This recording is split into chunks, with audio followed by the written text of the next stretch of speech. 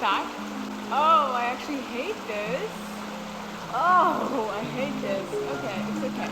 I'm currently by a brook, a stream of water, if you will. And if you can't really hear me well, that's why. But it could be relaxing too, so I don't really know. Anyways, I'm gonna be turning 20 soon, and there's something that I really want to talk about. And this is how fast I talk when I'm nervous, so keep up. I wrote everything down in my little journal. Okay, so today I want to talk about the power of music and the fact that God gave it to us as a gift.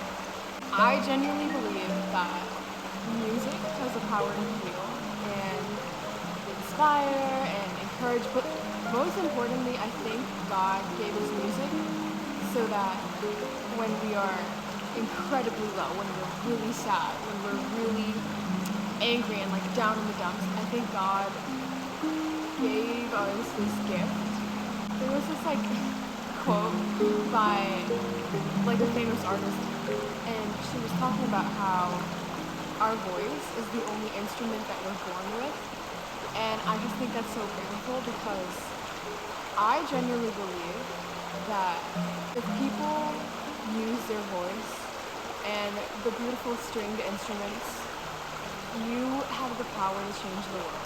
And I firmly believe that. Suffering and pain and sadness are so inevitable, but I think because that's inevitable, so is joy and happiness. I think there's a difference between joy and happiness. I think happiness is like the outward expression and it like lasts very short. But I think joy is more calm and steady and grounded.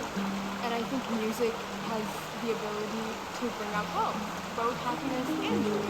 I almost want to compare it to the weather and like the climate. Like the weather is happiness, right? Some days it can be sunny and some days it's cloudy. And in the same way, some days you're more happy than the last. But then the climate of a place is like the overall general like climate. And I think music has the ability to produce a joyful climate in your body. I think there are two ways of looking at music.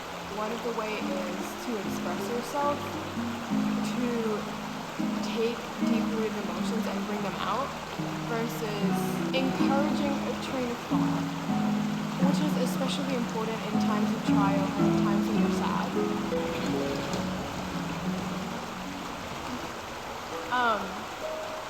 Because I think when you listen to certain music, your brain starts to think in that way. Like, if you're listening to sad music all the time, chances of you being depressed are,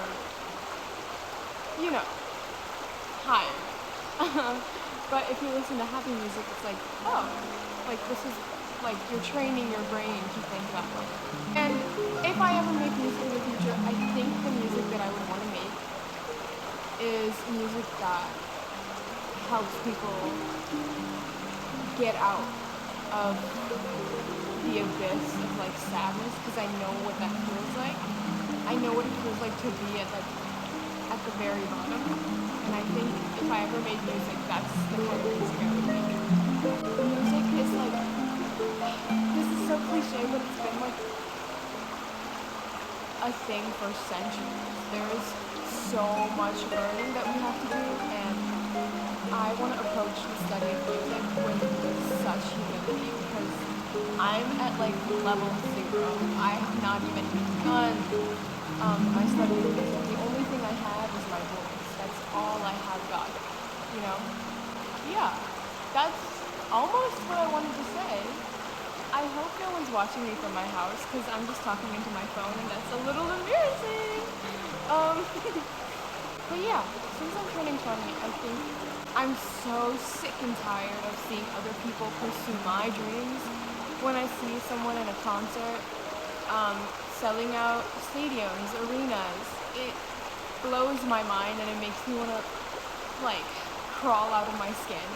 Because as much as I'm proud of them, there's that lingering of, like, that should be me, but I've also done nothing for that to be me. So I think me turning 20 is very significant to this entire process, and I still don't know where I don't know where I'm gonna end up. I could be an actor, a movie director, a lawyer. I don't know. I don't know what I'm gonna do. But for the first time in my life, I'm allowing myself to actually pursue what I want to, and I do believe I can make it. It's like slightly delusional. It's slightly delusional. But I think when you reach that level, like all my friends tell me I have like another level of delusion, and it's true. But I think that's what you need, knowing that you are starting from like ground zero. Like I've done nothing, you know? So happy birthday, Sephora.